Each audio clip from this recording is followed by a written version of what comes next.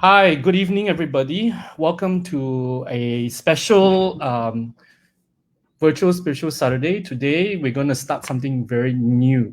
All right. So, we're going to start a reading of Conversations in Love. And let me tell you a little background of this book and how come my name is on the cover. Okay, my name here. That's my name. And it was because it was a book, a book that was requested by Rinpoche for me to write. And what I did was in order to write it, I felt I'm not much an authority to write it. So what I did was I took Rinpoche's teachings. Rinpoche gave a set of teachings at a wedding once. Rinpoche did a wedding blessing for a couple. And so so that the teaching was the essence of it. I put in this. So what's interesting is that I had Rinpoche's teachings, and then also I had dialogue between 4 characters, which I will introduce later when we start the reading. All right. So it's the scenario, the conversations in this book is totally made up. Okay, it's made up. It's from my head. So it's from my head, and it was an imaginary scenario discussing the topics related to each chapter. All right. So anyway, good morning to everybody, whoever is on. Let me see if I'm on. I just want to check that I'm on. Yes, I am on. Good. That's good. Yeah. So, all right. I just wanted to be sure. All right. So that's the basis of it. And I see Sharon is on. Good morning to you. So we're doing something different today. The others are on mute, Redmond, so that I can speak clear. I will unmute them. Don't worry, so that when they are there because we're gonna do a little bit of role play, acting rather. We're gonna read out the script. Okay, each chapter has a little conversation. That's why it's called Conversations in Love, by the way, because I made up a whole scenario of different conversations regarding each topic. All right, without further ado, we shall begin. Okay, I will start on the first chapter. Well, actually, it's the second, but the first one was the introduction, which is basically what I spoke about just now. So the first one is on love and fidelity. I'll be faithful to you. Okay, there's one more thing I want to say. Each chapter is based on a vow. All right, on a vow that Rinpoche gave. It's a relationship, marriage vows that Rinpoche made specifically for relationships, for couples. And he created the vows not from any book or any scripture or anything like that. The vows, the teachings contained in this book was created based on Rinpoche's years of giving advice to couples. And Rinpoche believed in bringing people together. All right. So because Rinpoche, that's Rinpoche's, that's how he is. That's who he is. So Rinpoche bring people together, and including parents and their children, friends, and couples, husband and wives. So from years of counseling people that have been distilled by Rinpoche into these vows, and each chapter is one particular vow. So the first one is, I'll be faithful to you, and it's about love and fidelity. Good morning, Yiman. You will be able to talk to them shortly. Okay, anyway, let's start with the reading, all right? Getting involved in a relationship is very easy for most people. Getting married is easier still. However, staying married or remaining committed to a relationship is another thing altogether. With the right attitude and the willingness to apply a lot of effort and commitment, a loving relationship can help to encourage wonderful growth for and between 2 people. It is a growing experience because we are used to taking care of ourselves and doing the things that we like. But now we have another person with us who plays a huge role in our lives. At every significant decision that we come to make, we have to talk, consult with, and consider how our choices will affect them. We literally become responsible to a large degree for their well-being and happiness. The most important thing about getting married is the need to be faithful to each other. If we have chosen the person for ourselves, no one has forced us to be with this person. No one put a gun to our heads. No one has bribed us into making a choice we ultimately did not want to make. We have chosen by our own free will to be with someone. And before we get married, we have already checked this person out and decided that he or she is suitable for us. Whatever aspects of their character that we have fallen in love with, we have to remain mindful to always keep those points in mind. If we are clear about why we have chosen to be with this person, it becomes much easier to overcome difficulties whenever they arise. So when we get married, we have to be faithful to our spouse. There are plenty of attractive and interesting people around, but the most interesting person for us should be the person that we have chosen to be with for the rest of our lives. Of course, some might argue that this is easier said than done, and ask how it is that we can maintain those feelings of interest and attraction. How exactly do we continue to cultivate and nourish our love? We do that by contemplating on why we fell in love in the first place and why we have chosen our loved one to be our partner for life. If we constantly remind ourselves of these positive aspects in times of difficulty, it becomes much easier to weather those storms that may arise from time to time. No one says that being in love is easy. However, with the right attitude towards our partner and with the right understanding of our relationship and its qualities, we place ourselves in a better position to effectively deal with any difficulty. And so it is important to be faithful to our partners, because when we are unfaithful, it can shatter the other person's heart and leave them feeling devastated. It also creates mistrust. And if we have children, it has adverse effect on our relationship with them. And our infidelity also means that our loved ones worry about us. Therefore, being faithful to each other is a vital ingredient to a very successful and happy relationship. Okay, I can see Suzanne. Good morning to you, Suzanne. Thank you for joining us. Okay, I'm going to unmute my fellow friends. Okay, there's going to be we're going to start in the conversation now. So the first character is Li Shan, which is Cindy Hugh. And the next one is Stella Lam, which is going to be Wai Ying. I'm going to unmute her now. And the third person is Fong, which I'm going to be that person, Fong. And then the fourth one is Pastor Narao. And Pastor Narao is going to be Brandon. So each of them have their own character. So you will hear about their character. I hope I'm a good enough writer to able to, to have expressed these characters in this, conversation. All right. So good morning. Good morning to Phoebe. Thank you for joining us. All right. Let's start. This conversation takes place at a favorite neighborhood Starbucks cafe on a lazy Sunday afternoon. Sorry, I will adjust my seating. Okay, kick it off, Brandon. Okay. Well, she turned out to be a slut.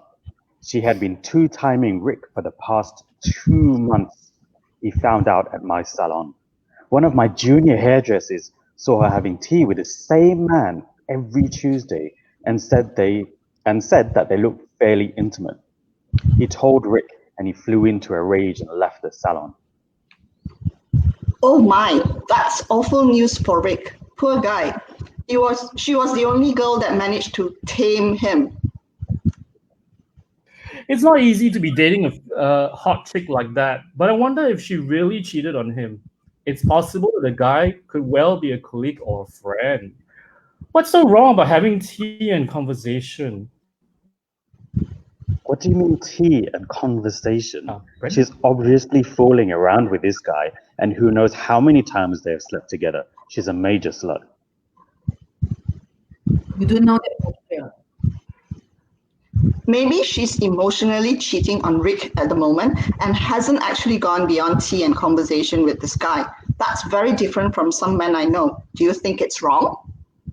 Wrong? I feel so strongly about this and think that she should stick with her man and keep things at a decent distance as far as any other relationships goes. Why does she want to play with fire? It looks like both of them are heading towards a breakup. It all gets very complicated, doesn't it? I don't know. I think she can sleep with whoever she wants. What's the point of flirting with a man only to not sleep with him? It sounds kind of pointless to me. I don't mean to be a dumb blonde, but I don't understand this emotional cheating thing at all. The peroxide might have seeped into your brains. Emotional cheating is very common, especially in the office environment, where women have to go all out to climb the corporate ladder. No self-respecting career woman would be without knowledge of that trick. Am I right, Stella?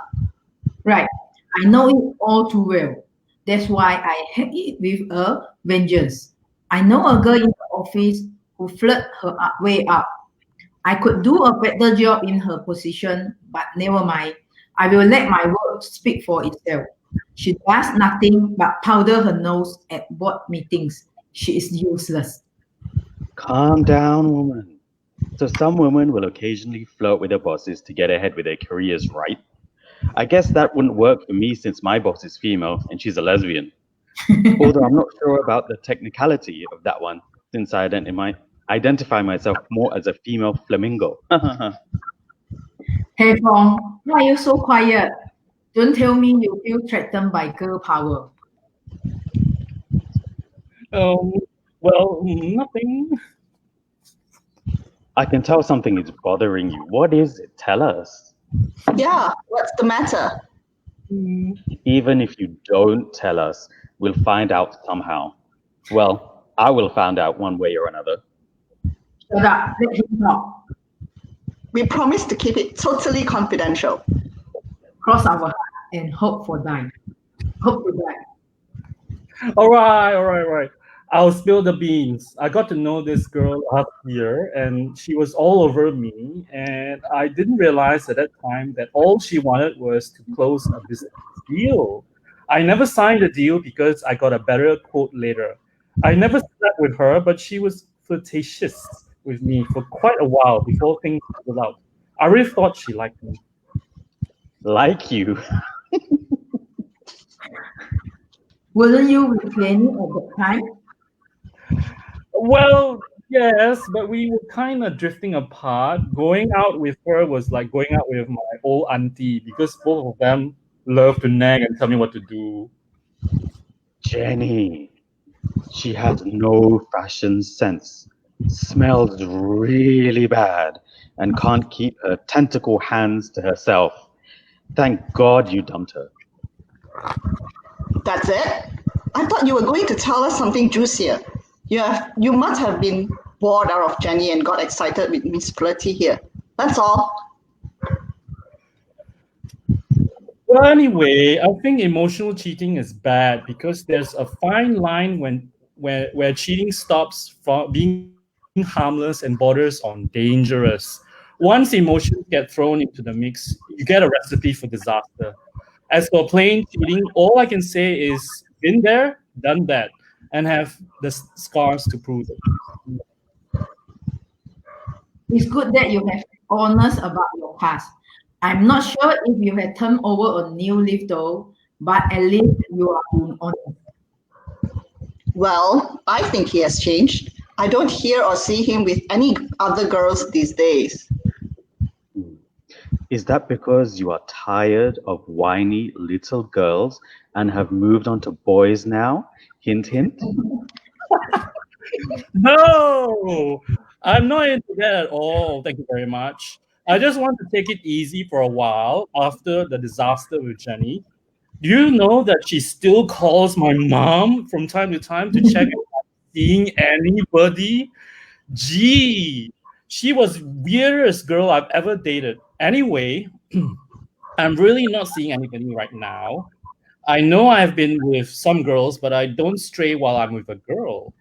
Anyway, if I'm going to date someone again, I would really like to settle down.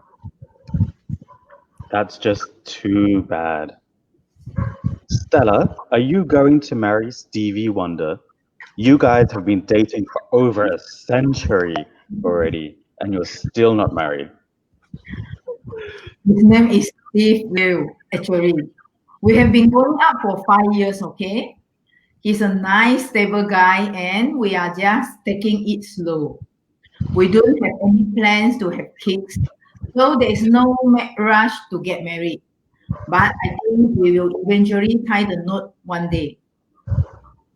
That's so sweet. I'd love to have kids, but I just don't see how that's going to happen. With a string of Mr. Wrong coming through my door, I might as well settle for a lesbian girlfriend. And before any of you start on me, that was just a joke. I don't swing that way. You never know. We could have a beautiful marriage and raise our 4-legged babies together. Ew! I'm not Madonna in the next best thing, and you aren't a lesbian.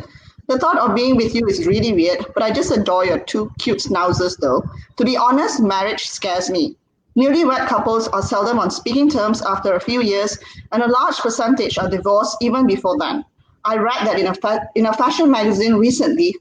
I wonder why couples can't maintain a healthy marriage these days, like those of our parents' generation. I'm hurt, but I will survive. Anyway, how stupid can you be? Marriages of yesteryear last longer because older people don't accept divorce as an option. People are conservative and they hide their marital problems. After so many years, they just live together, although everything else has fallen apart.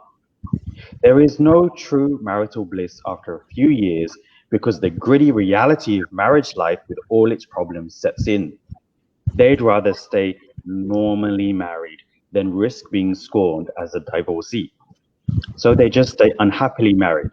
That's the truth. Sorry to burst your bubble. That can't be true. Stella, it can't be that bad, right? Well, I can't say that he's wrong either. See, I told you. I have talked with many of my older relatives and friends. A few of them admitted that they don't have any feelings for their spouse anymore, but would rather stay married than start all over again. That's what all human relationships are like if they are unmaintained.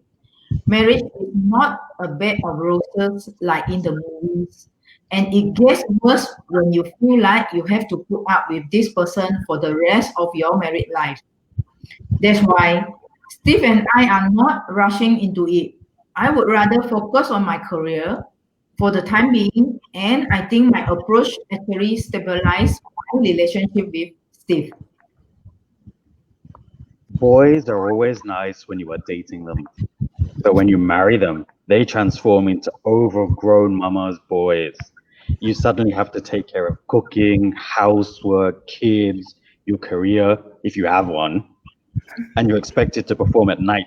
You gotta watch out, Lishan. Hey, not all men are like that. I'm not like that. I won't put my girlfriend through all that. That's for sure. Really? We'll see. We'll be watching you. I swear it's the truth. Huh, you think you're singing a pop song, ah? Sorry, guys, I got to go now. I gotta go too. I have some grocery shoppings to do. It's late. I've got to be back home. Goodbye, Lishan. Bye, Stella. Trying to run away from me? Bye. Thanks for leaving me all alone with my ice mocha.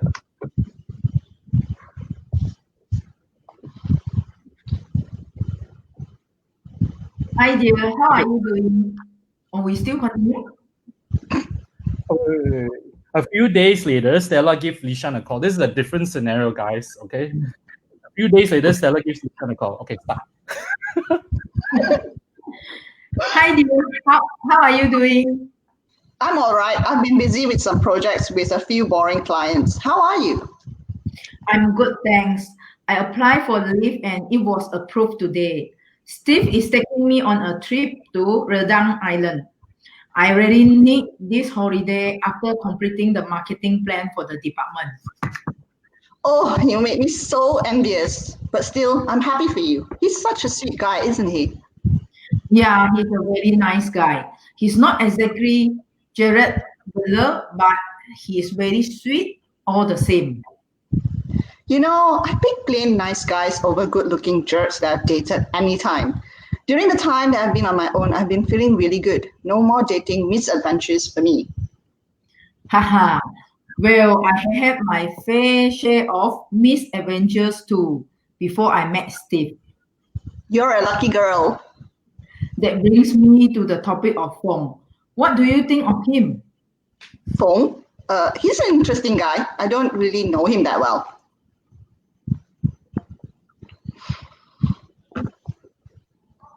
I found out more about him through a mutual friend. He runs a little bakery downtown that makes the most delicious egg tarts and cream puff.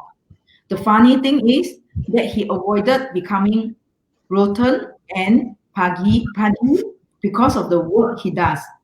Perhaps that's why he had a string of relationships with 4 girls over 5 years. His last girlfriend turned out to be very obsessive and it didn't last more than a few months. You sure did your homework. But why are you telling me all this? I'm not interested in him. Well, I thought you would like to get to know him better. He's very interested in you. I can tell. He was staring at you the whole time we were in Starbucks. Yeah, I noticed him staring. I really thought he was like that with most girls, so I kept my cool and didn't say anything. I'm really not interested to rush into any relationship, least of all with a Casanova. I know you are not interested, but I just thought I would bring it to your attention. Thanks, but no thanks. He's fine just as a friend, and please don't start talking about this to Brandon. He has such a big mouth. My lips are sealed. But I think if I noticed, he would have noticed as well. Oh no, I guess I have to deal with it later. I'm not sure you will have much to worry about.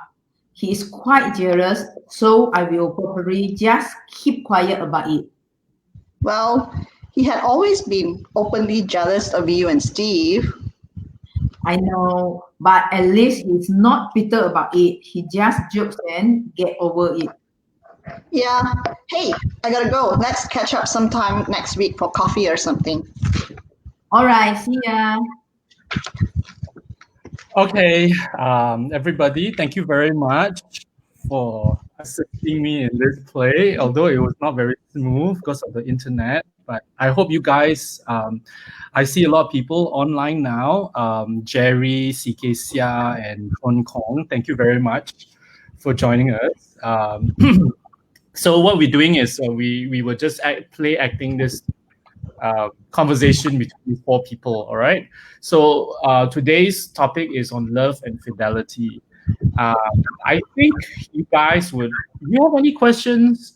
You know, you can ask questions like, "Oh, why this person? Who is this person? Why you say like that?" Or anything at all.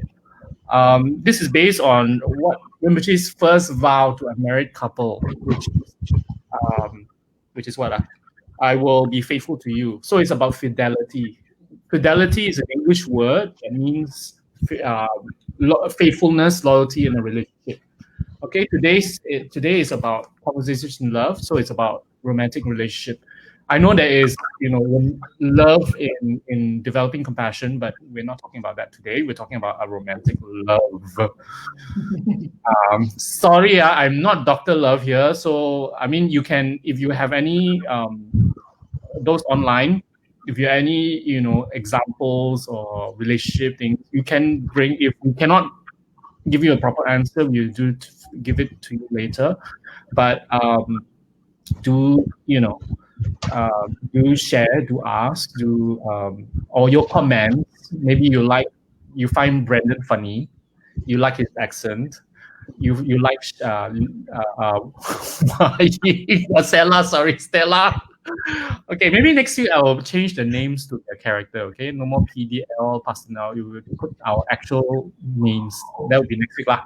Now it's just too complicated to do it on live. All right. So if you have suggestions on how to improve this, because also welcome. Sorry, some of it wasn't very clear because there are some narrative. You know, when there's a comic, right? They tell you, oh, in the coffee shop, oh, you know, they're staring each other laughing. We didn't read that out. So next week we'll do that. Okay. So how is everybody? I see. Oh, they like this as Dharma learning. Yes, about religion. So you guys have anything to say? I don't have much to say already. So I got a question. Yeah. Okay. Okay. See if we can answer it between the four of us. Okay. Sure. So the okay, before we get into my question, I've just seen Sharon has a question. So let's answer Sharon's question first.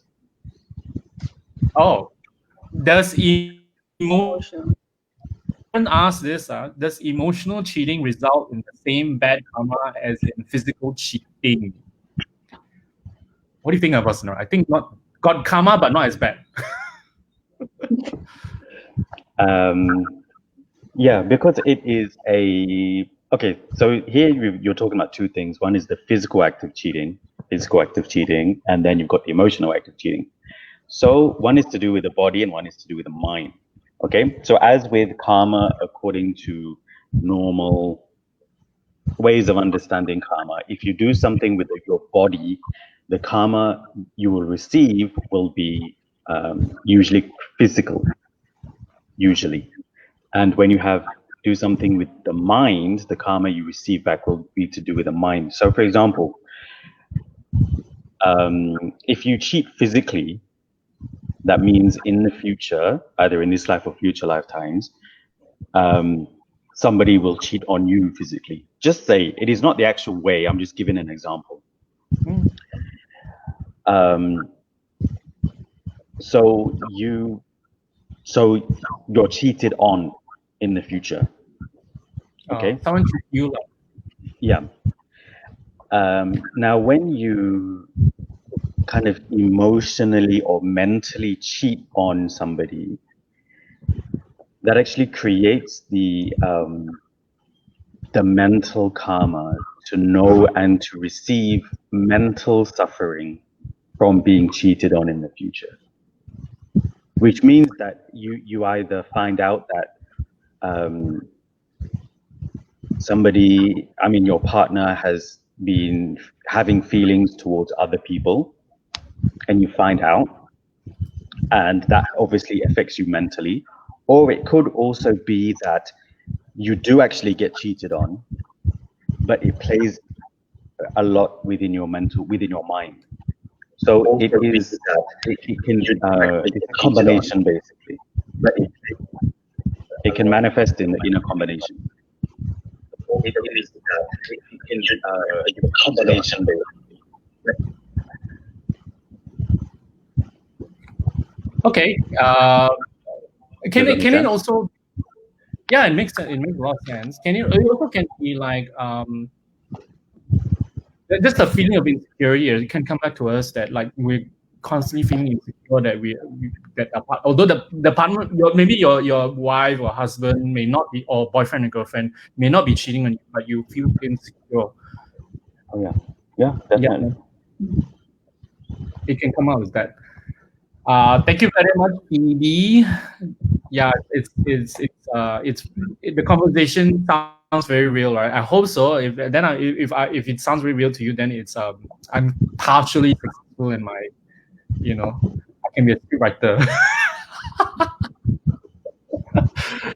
Yeah, actually, when I was writing, I had a lot of fun. To be honest, when I was writing this, I had a lot of fun because I had all sorts of scenarios that come into my mind. Mainly because I watched a lot of shows, a lot of romantic comedies, and yeah, I know, and so I put it into it lah. All right, so it's a little bit more Western than Malaysian, though, I would say. But I thought It'd be nice if it's more international in that sense. Okay. So yeah, I've got a question. So the chapter that we just read through is about fidelity, and so my question is, even though we read through it and it was kind of fun, and some of the I mean, it was explained, but through a conversation.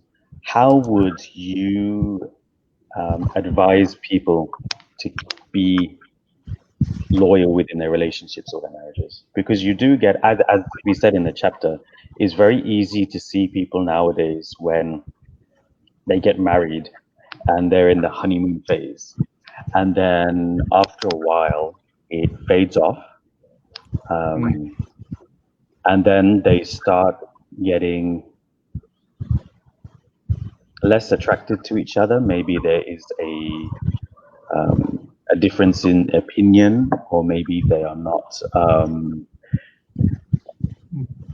There might have been very independent previously, and now they're obviously in a relationship, and within a relationship, it is very, it's mutual. Everything that you have, everything that you do has to be and should be, if you're in a marriage, explained and discussed, and you have to weigh in how the other person feels, what the consequences of your actions might be before you actually do something. So in this kind of situation, what is the advice that you can give for people in this situation? How to keep okay, actually there are two scenarios here you're talking about, right? One is that how do you give advice to someone? Are you referring to a couple that has relationship issues? Yeah. Or just relationship? Then the second one is you're saying that like an advice to someone who is just who has a lot of coming into a relationship, but they are maybe insecure about it. So that's why, because they have been independent, so they're not sure they want to go into a relationship or whether it work out loud, right? So I think it's really different. All right. So I think what Rinchi covered a little bit already towards the end of the first, when he talked about recalling the reasons of why you fell in love in the first place, the good qualities of the person. Okay, this sounds very like something else, but remembering the good qualities as in why maybe you fell in love with the person's character. He's a nice person. Usually it's a good quality of the person, right? Sometimes it's something small, like they make you laugh. Sometimes it's or just the way they are silly, they're childish, the way they are. Some people do that. So it's to recall that in times of when there's relationship issues. I don't know about you guys online, if you have, whether you have experience in this. We are not Dr. Loves here, okay? We're not relationship experts, but we're basing on what Ruby has spoken about in the book, okay, in giving the file and its explanation of it. So it's recalling the reasons why he went into the relationship. The reason why he went in a relationship in the first place is not just to have a relationship. It should be because this person is endearing to you, this person has been kind to you, this person is attractive to you. Usually it's either of these three, isn't it? So it's to recall that when they have relationship issues. Then on the other hand, the other aspect, you say if a person is insecure about going into a relationship or just enter in a relationship and they're insecure, how do you calm this person down would be to advise this person to get to know this person better, and to this is how I would do it as in to understand this person. Sometimes we don't fully we'll be dating this person perhaps for months, for years. Sometimes we don't fully know this person, maybe because a lot of times when people date, it is their whole dating life is spent dinners, lunch, going to the movies, going to the amusement park. That's their dating life. You don't get to know a person when it's just like that. Sometimes you need to spend a little bit more time, like maybe go on a holiday, maybe spend a weekend, together. When you're together, when you spend more time with the person physically, then you get to know this person, then you will automatically, things will, first you will see this person for who they are, then things will get better. At the same time, it can get worse too. That's true also, but yeah. So when you see, sometimes you have to also be realistic. Okay, there's no in relationships, in Buddhism, in our practice, we have to be realistic of our expectations ourselves. Same thing with people. We cannot expect. Some of us work very much on a rosy image of how relationships be, but in reality, people have their flaws. So it's whether you can work around this, not changing the other person in relationship. It's more later on. Rinpoche addresses this. Okay, I think I won't go on so much. Rinpoche will address it later. Okay, Jerry has a question. Hi, Jerry. Thank you for asking. Hi, JB Tom. Good morning to you. Thank you for joining us. Jerry, you asked, is there any difference karmically if one cheats before marriage or in marriage? Before and after? I don't see a particular huge difference. You don't? I think when you're in marriage, you already have like some sort of marriage, right? You have marriage commitment, so there'll be heavier karma because of that. Yeah, but I see both as equal. Just because there's a commitment to each other. I think even before you have, but it's unspoken. After you have, but it's spoken. What do you think, Pastor Nara? Maybe you are. Wow, we have Dr. Love here, Dr. Pastor Nara Love. No. Okay. Okay, before I say anything, Ying, Cindy, what do you think? Oh, yes, please. Before and after marriage, is there a difference karmically if you cheat? Why? No difference. After maybe you have a vow to be loyal to your wife or to your husband, then maybe karmically more heavy, but just a difference of be different, heavy or not heavy or heavier, but it's still cheating. For me, I'm going to tend to agree with Pastor David that I think it depends. Well, for me, I think it depends on the harm that is caused to the other person. So whether there is a marriage, like vows that's taken seriously or not, I think karmically, if you've hurt the person really bad, then that kind of like balance back the karma, I guess. Because the commitment, okay, fine, you can have a legal signing document to say that you're married and all that kind of thing, but there are also equally couples who don't go through the formal registration process and all that, but the level of commitment that they have to each other when they are staying together or something. So again, for me, if you're talking about karmically, it's the same. It just depends on the damage that or hurt that you caused to the other party. That depends on then the payback will be heavier in that sense. But what about if a couple has formalized their commitment by taking the marriage vows or the marriage commitments? Would the karma be heavier in that sense? Don't talk about it from a legal perspective. Talk about it from a vow perspective, commitment perspective. No, it's fine. No, because it's legitimate. Marriage is obviously, when we talk about marriage these days, most of us actually, in most of the world out there, apart from a general commitment to your partner, which people already have, it is usually thought of in terms of legality. But from a Buddhist perspective, we should try and do away from that legality aspect of it and focus more on the actual commitment aspect of it, and especially the vow aspect of it. Because as like you've all said, you can be in a very, very committed relationship without being married. But if you do undergo the formal ceremony, you do actually make a formal vow to the other person. So, for example, if we take the vows that Rinpoche has written for marriage,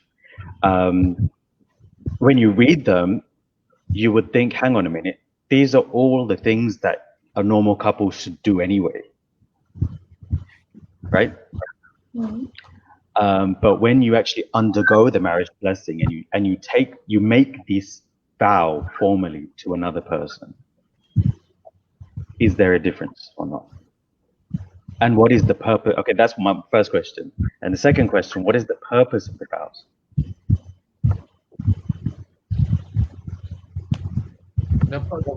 If you ask me, right, what's the purpose of the vow? It's if you take towards each other, it would be reassurance. It's an institution, so it's just a name. It's just a piece of paper. It's up in the air. So depends on how, like what you said, how seriously you take it. But I guess on a karmic level, what you're saying is does make sense, because definitely when you take vows, when you vow, you swear to, I don't know what marriage vow. Sorry, I've not been married. That you take this person as your what wife or your husband, right? So that kind of solemnizes it, and definitely the karma will be here. But I think even without, the karma is heavy if you cheat. So perhaps when you take the vow, it will be heavier. Yeah, you broke the vow, right? So I don't know. The obviously the karmic repercussion will be much heavier.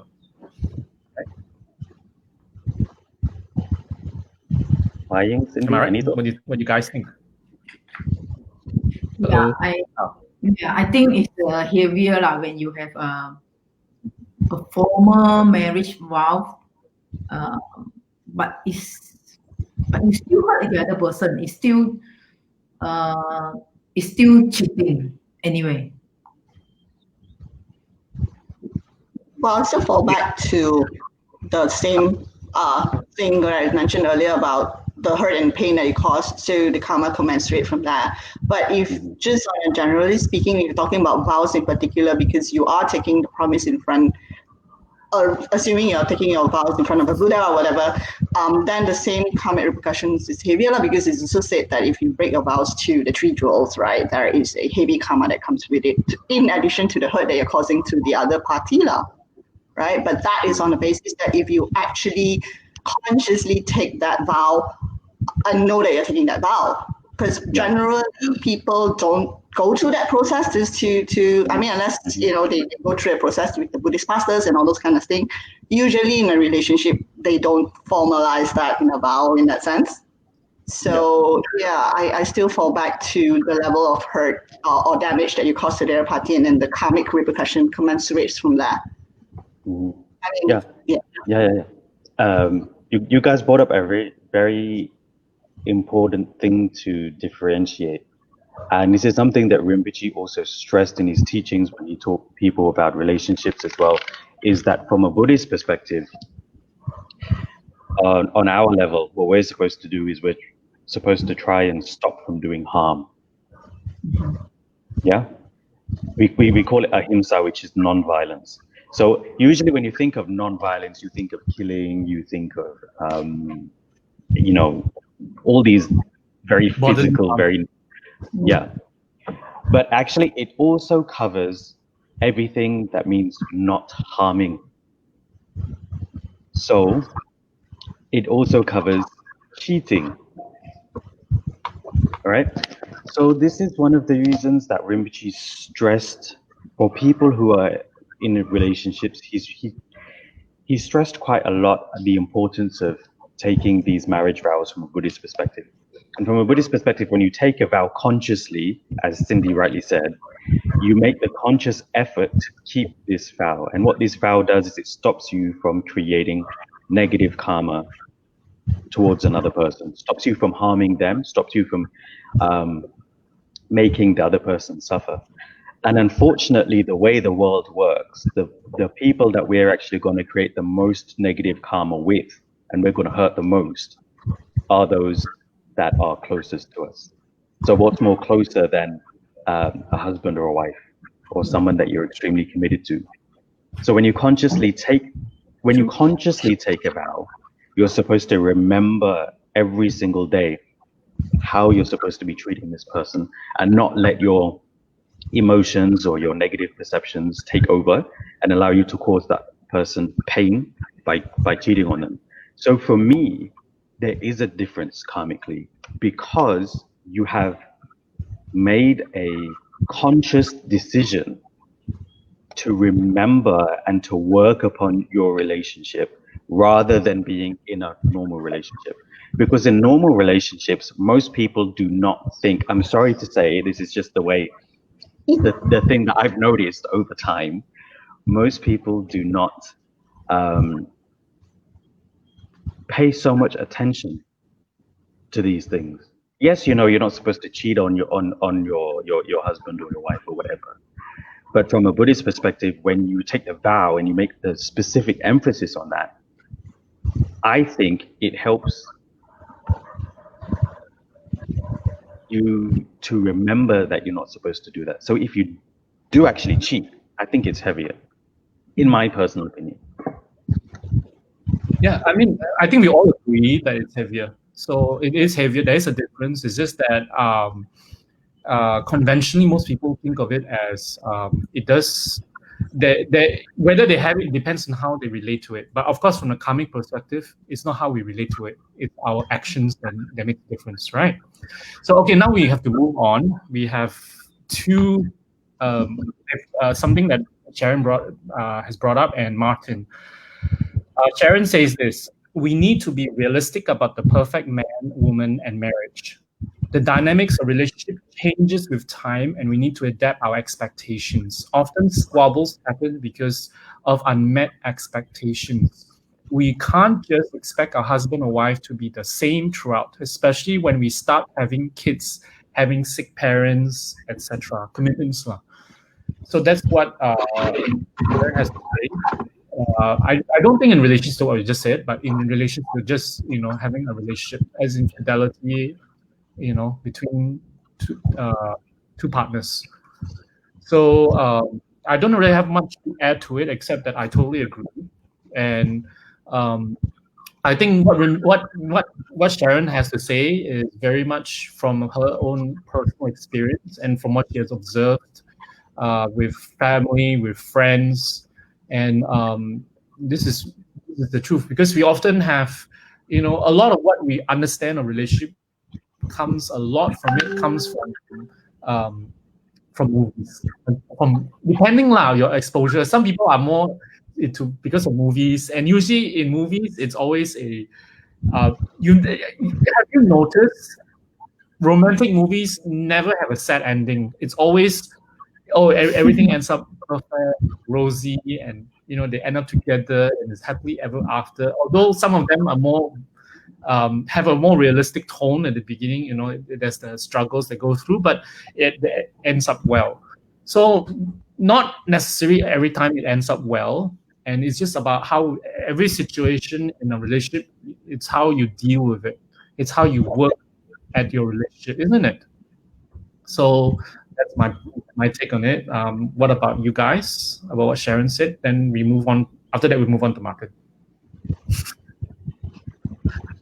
Okay. Hello, people. Are you still with me? Can you see Sharon's comments, or you want me to read it out? You guys, Dasan, Narao, Waying, Cindy. Yeah, we can see. Yeah, we can read it. All right. So what do you think?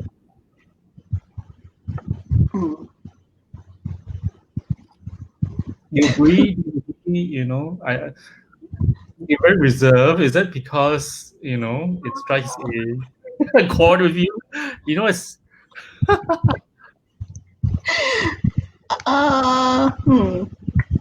Or doesn't strike a chord, or no relationship, no.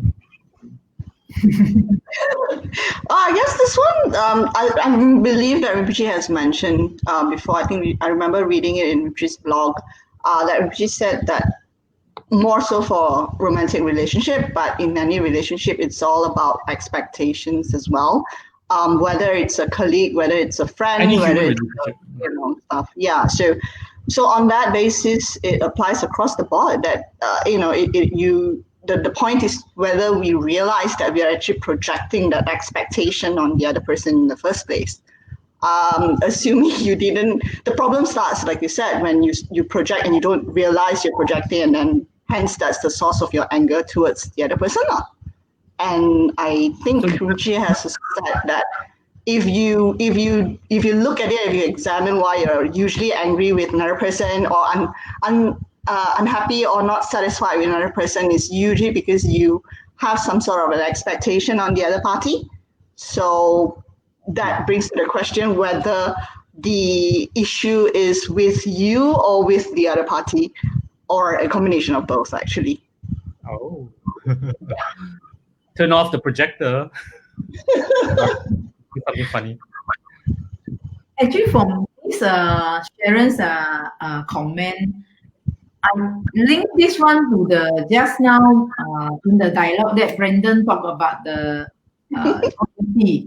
So our parents and grandparents' time to our times, it seems like loyalty or loyal to your partner is not that easy.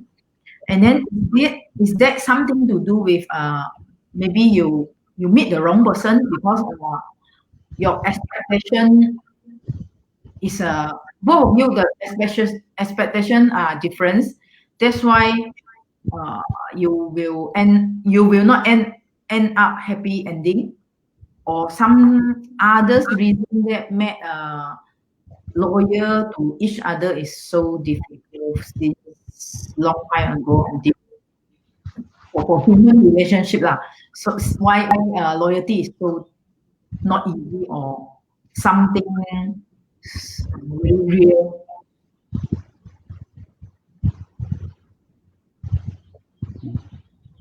So your question is a question, right? Can you say phrase it again? Because why is it so difficult? Is it you're saying?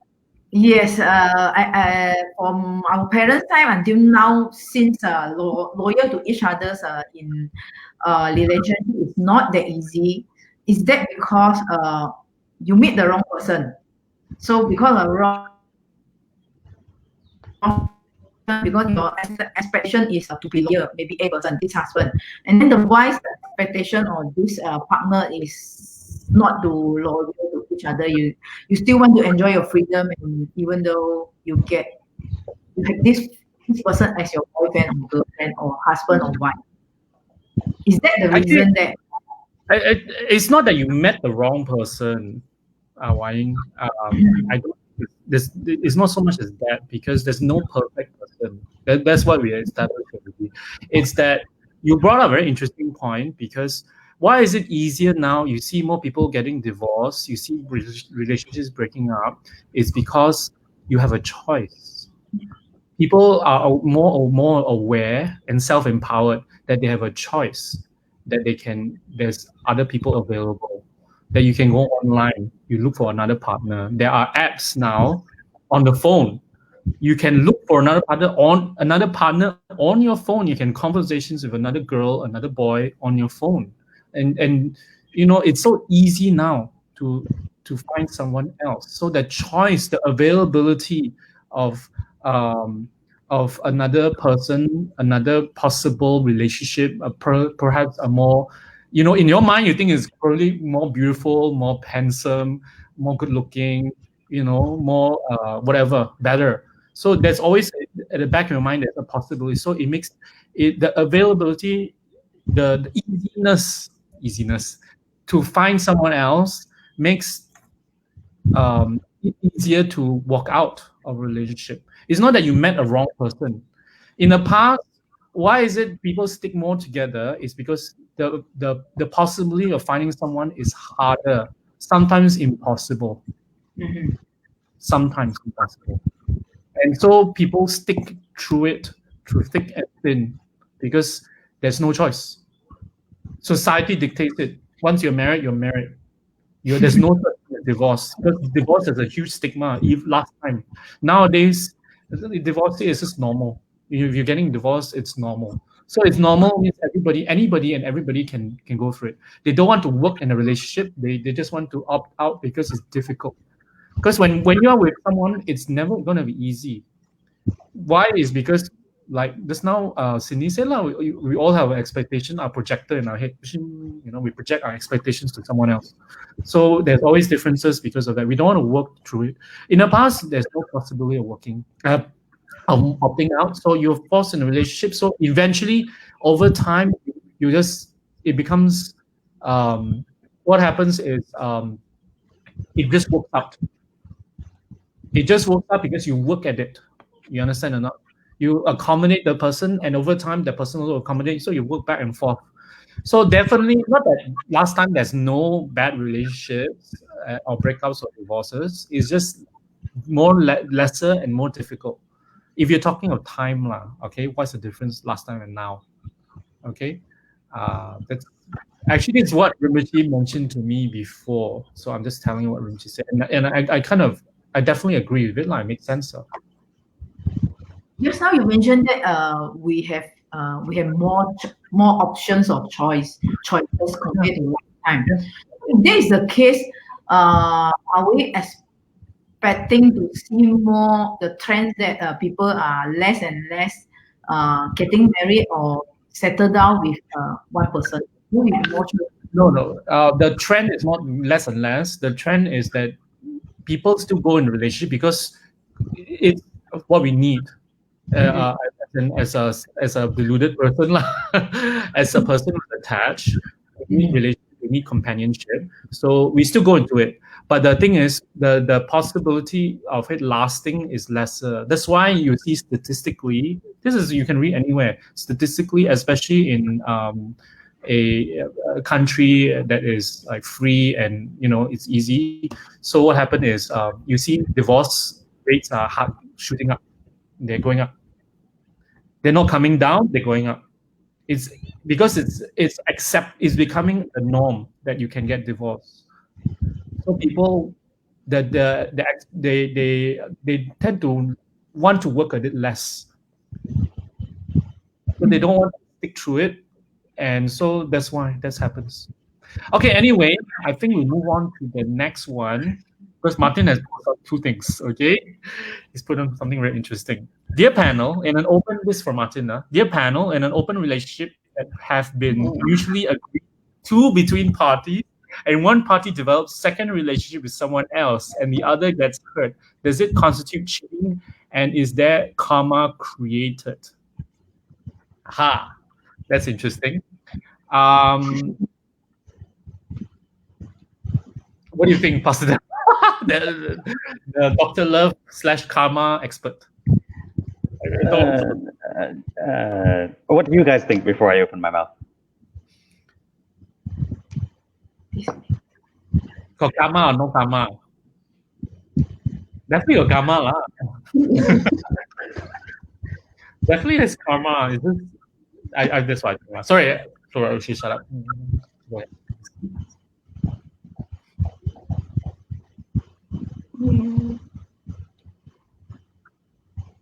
What do you guys think?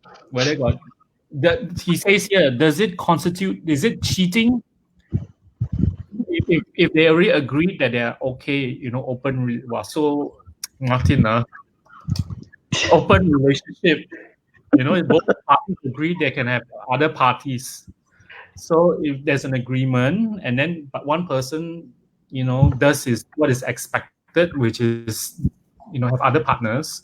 So, is it bad karma? Is it really cheating? Is it bad karma? Negative karma, to be precise. I think he's referring to the first one. Yeah. Is it negative karma? Definitely negative karma, isn't it? Because action is created. It's just that probably not as heavy because it's already agreed. But that's the nature lah. That's the nature of being with someone. So there's an expectation. You can't control it. So even if you want to make it work, sometimes it's difficult because we have because the nature of attachment is that we are insecure. We need to secure this. We need to find security in this relationship, and relationship is about you and this person. So you're attached to this person. That's the usual makeup of a relationship, an attachment to this person. And so when this person goes into, if there's agreement like that, then still you can't deny that feeling because you're still attached to this person. Right? So my point is that I think there's karma created, negative karma, And I won't call it cheating, but there's karma created, because it's not cheating, it's agreed. But that doesn't change how your actions had affected this person. This person's cheating actions, although it's agreed, has created this situation. So it's not so much as the action, it's because of the nature of attachment, I think. When you're attached to a person, you just have this expectation in your head, because it's you, it's about you and your expectations of how relationship should be. And it's, although it's agreed, but you can't change that. What do you think? Controversial, Martin. I agree, because even if you physically, I mean, you mutually agree with somebody that you're going to be in an open relationship, there could be a whole number of reasons why you would do that anyway. It could be just to make the other person happy. It could be because you want to be in a relationship with another person. It is because you don't want to be tied down. There could be a whole many reasons for it, but as Pastor David said, it is due to the whole reason that you're in a relationship is because of an attachment. And because of the attachment, there is going to be karma created. Okay, and when it involves something like cheating, then it's going to be a negative karma. You don't get a positive karma for something like cheating. So even if it's been agreed, there is going to be some sort of internal emotional attachment, and that leads to negative karma, like Pastor David said. It never works. This kind of new age controversial type of relationship never works. In the end, somebody will get hurt, and no point lah, So it's not recommended, and that's why it's not an it's usually not accepted in any way. Perhaps in some Western countries, more liberal countries, but you'll never see it take off. Like a lot of, I don't know. There is a movement called okay, I shouldn't be saying this. But there is, in Western countries, they have some people who believe in a multiple relationship kind of relationship. I don't know what you call this relationship. So, but I think it just ends in disaster. Okay. Anyway, sorry, we just cut this to. Let's go on to the next one. Martin also adds another one. He says that this may not be tactful, but would you regard most relationships as perfect conditions for attachment, expectations, and projections to increase, and hence anti-dharma in a way? Most relationships, depending, I don't fully agree, but most relationships depends. Actually, it depends. What your question is basically, I will focus on the last bit. Definitely, it will increase attachment, expectation, projection, because relationships are like that, the nature of it. Because we are selfish, two selfish people, there's a clash always with our expectations and projections. So, but I think the anti-dharma, I won't fully agree, because there are cases where if both parties are in dharma, it kind of nurtures each other's practice, or if one person is in dharma, sometimes what happens is that their dharma practice, the dharma learning, enhances their relationship. So there is cases like that, and that's why there are some lamas who take up consorts, and their relationship works on that basis, that it increases their dharma. Okay, there are cases like that, but that is usually quite, it's lesser lah. It's lesser in its occurrence. So that's my answer to what you guys think. And then we have Sharon, and then Martin, last question. But I think we'll call it for the day. Okay, what do you guys? I've got something to say. Usually when we're talking about Buddhism and we think of Buddhism, kind of subconsciously, most people think that relationships are wrong or negative from a Buddhist perspective because the Buddha started the Sangha. Now, the first thing about a monk or a nun that we all know is they're celibate.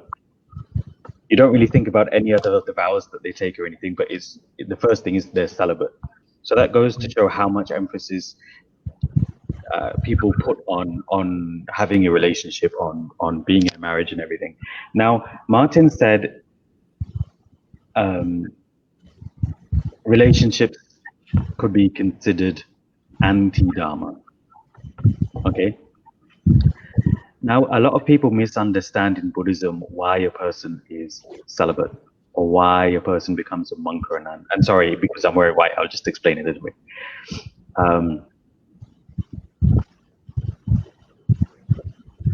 Everything we do in life, according to the Buddha, creates karma in one form or another, and that leads to suffering.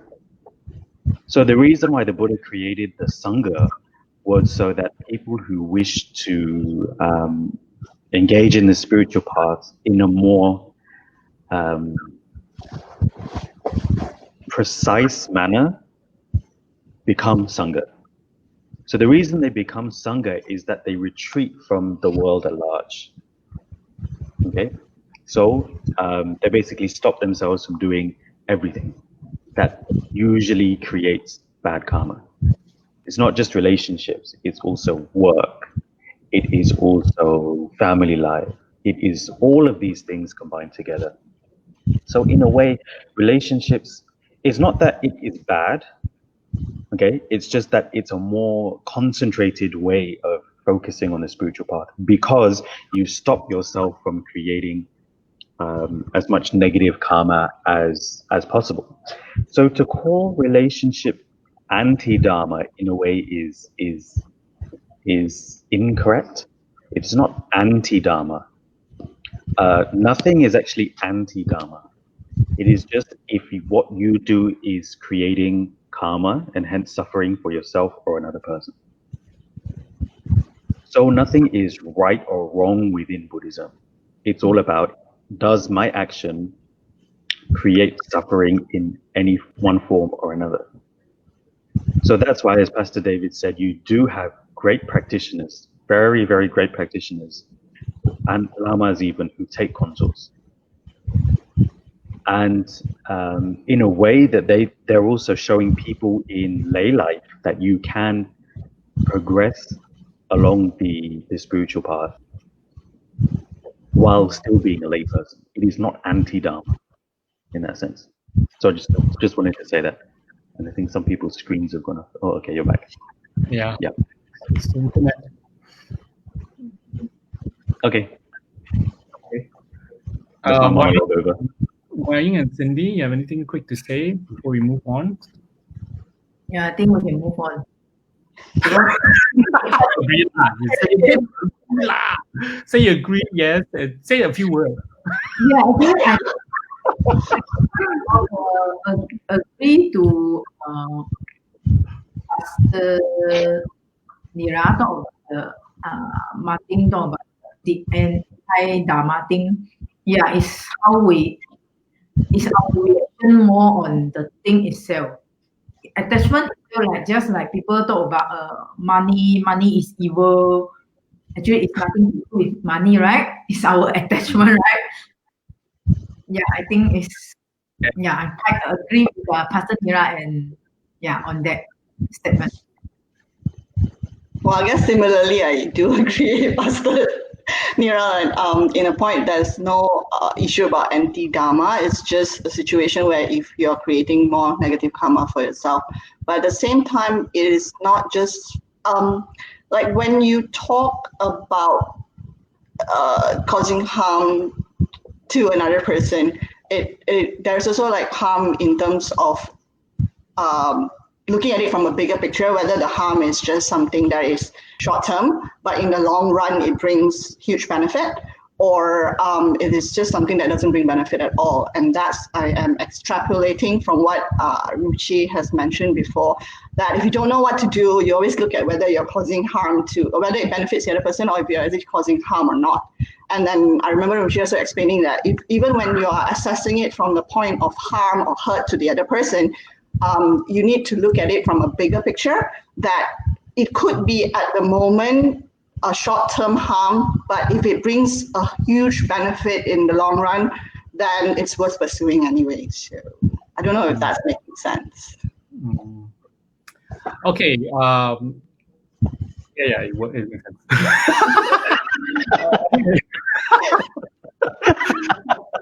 I want to address what Martin said. Martin says, I understand, PL. I was asking about most relationships, non-dharmic and not the consort type practiced by lamas, etc. I think, yes, all relationships definitely have their flaws in the sense that it can be bad for practice. But you see, I brought in the advanced practitioners, the lamas. I'm trying to say that it is possible to have a relationship that increases your dharma.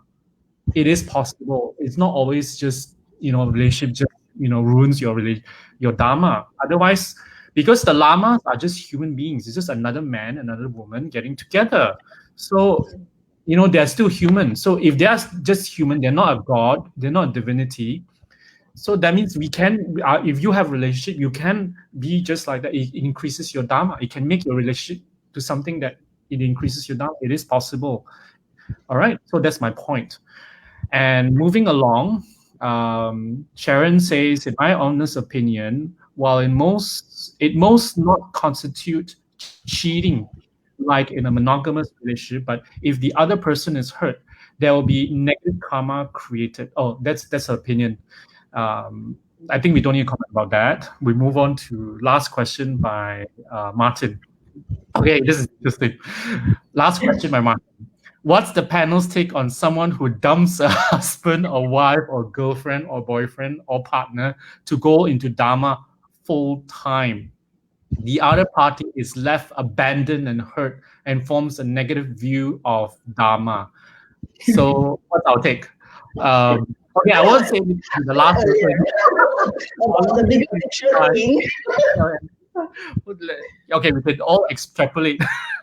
Yeah, I mean, ultimately, it's like, if you look at it, if Buddha was going to be so mindful, and then the fact that it's hurt the wife and all those kind of things, we'll never have like Buddhism now.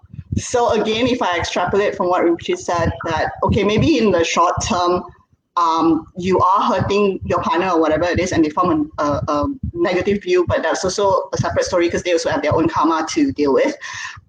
Hence, their negative view of the Dharma. But at the same time, if you're looking at the bigger picture, you are pursuing Dharma, and which ultimately will benefit in the long run. So I'm just going to extrapolate from that and then say that it's actually, if you're doing something that's going to be beneficial in the bigger picture, then just go ahead and do it anyway. So it's fine, in a way.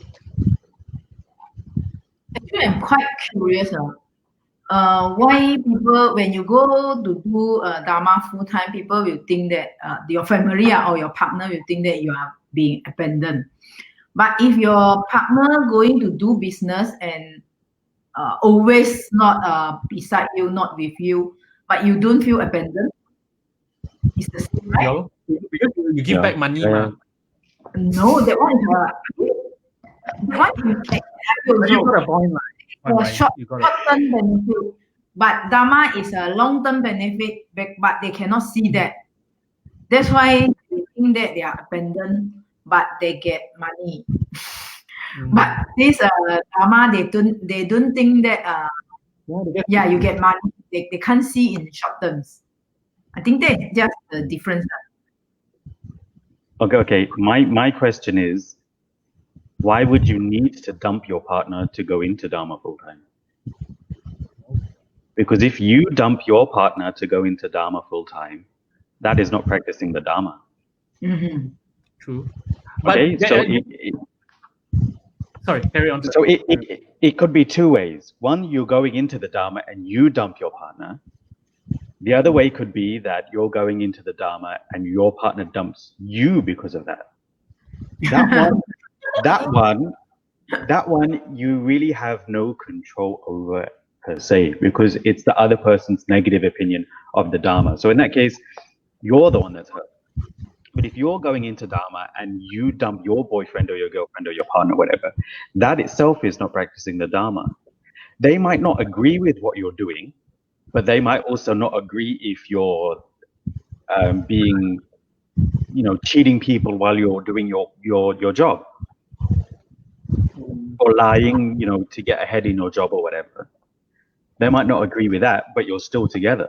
So the difference here is that just because they don't agree with the Dharma, just because they don't agree with what you want to do, that isn't a real reason to dump them. Because if you're practicing the Dharma, you would still go into the Dharma full time, and then slowly over time help them see the way that you're thinking, the way that you have improved, and that will make them okay with the Dharma. So there is no reason to dump your partner to go into the Dharma full time from your perspective, from a perspective that's going for Dharma full time. Sometimes I don't know if it's not if for Buddhist. Sometimes it's not that you dump your partner or your family.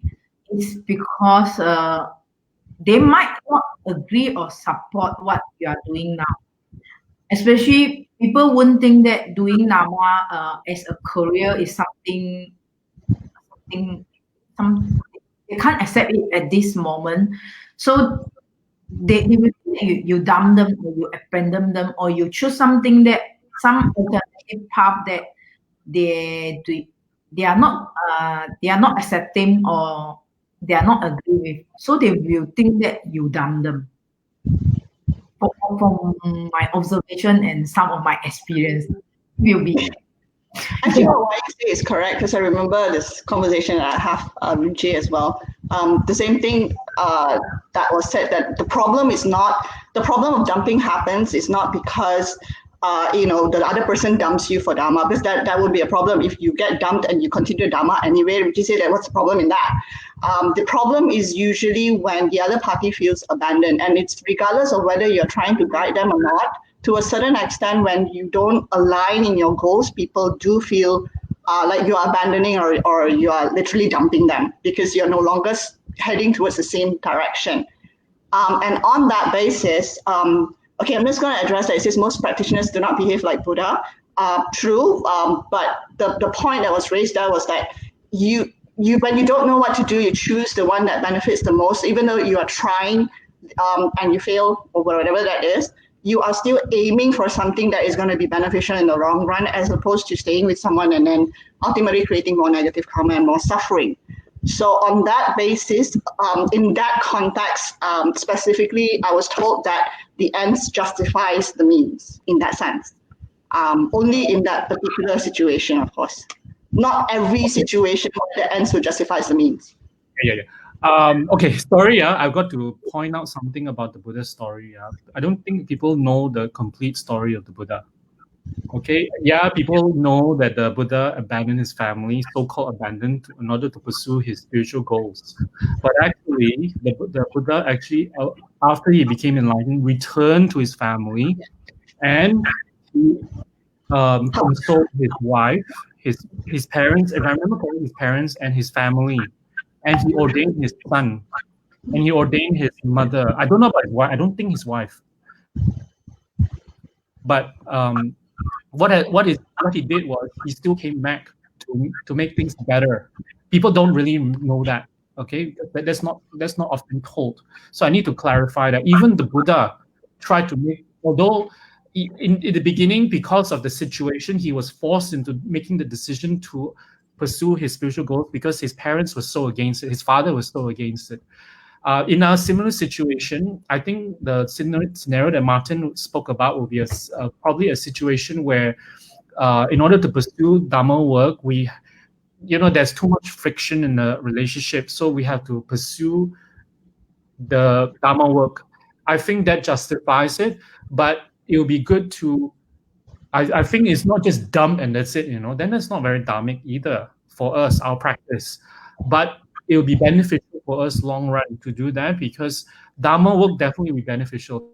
But on personal practice, we should always try to make amends with this person that we dump.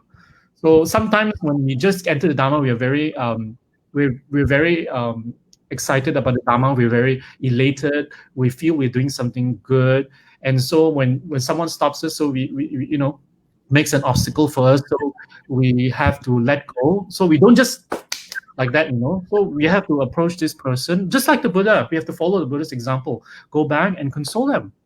The Buddha, actually, I remember the story is very touching. He went back and he consoled his wife. He just held her, something like that, and spoke to her. It was very, very touching. I remember reading the account and I felt really touched. Even the Buddha did that. So we should do that as well. We should advise people in a similar situation, not just to abandon your partner. Sometimes relationships do fall apart. We cannot help it because different views. Perhaps the other person is totally against Dharma. And so it will not be possible to continue the relationship and do Dharma simultaneously. Sometimes it could be a situation like that. So, but it would be good to attempt to not leave at a sour note, at least, and as a conversation, to explain things, to make things okay. Perhaps the person may take it, perhaps the person may not. Some they just don't have the karma to hear something good, like the Dharma, that it benefits you, that your partner, you as the partner. So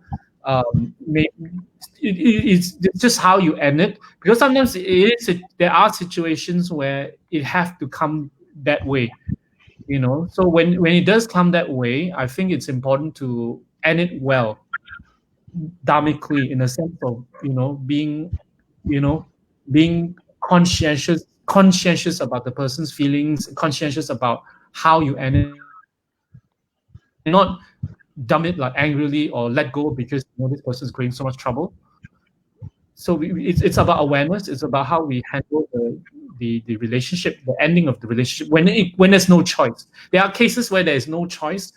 It's always more beneficial to do Dharma work, and there are some situations it ends because then you see how the person sometimes the person doesn't, they're controlling. They want you to do it in a certain way. They want you to have a job in a secular job. They want to control you that way. Then that's not a relationship.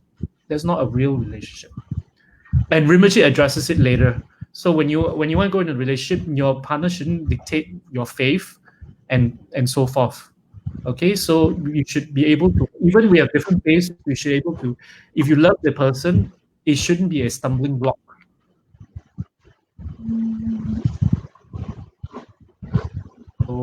Hello, am I there? Okay, I'm there. All right. Sorry, there's some comments, and I think we will end here. It's already almost 1. Last comment from JC Go. They didn't see the benefit of Dharma, but over time, with merits collected, they will be asking for help instead, in terms of time and condition to hang on while others having wrong view. So that kind of gels with what I've said. So sometimes you never know in the future, you'll be able to help your ex-partner, your ex-boyfriend, ex-girlfriend, you never know.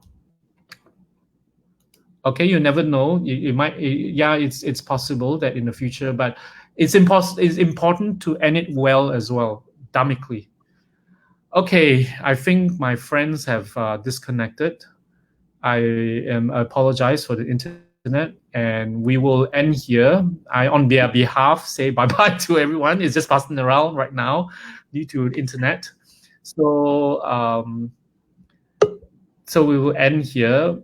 Kachara Forest Retreat, I don't know who is this. We will talk about this next week. What is a real relationship? All right, we will, because we've run way past our time. Thank you very much, everybody. Thank you, passing around. Thank you, Cindy.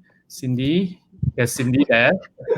And also Ying, who participated with me. Thank you very much. Well, yeah, thank you very much, everybody. Say bye-bye. Bye-bye. Bye-bye. Thank you.